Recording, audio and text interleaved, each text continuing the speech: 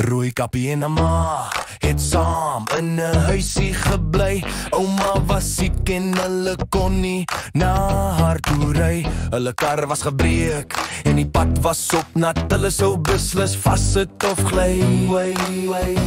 Maar pak toe mandjie vol kos. Dit was alles vir ouma wat bly aan die ander kant van die bos. Maar vra toe vir Rooikappie om te stap. Sy moes net pas op vir die wolf, want hy sien jy grap. Op pad sien sy mooi blomme en vergeet van haar ma se woorde. Sy is onskuldig, hoor net, voel ons sing in mooi akkoorde. Rooikappie kom toe by ouma se huis aan. Ouma maak die deur gou oop, want sy was gedaan. Rooikappie sien ouma se ore lyk so effens grotterig. Vra hoekom om beter te kan hoor.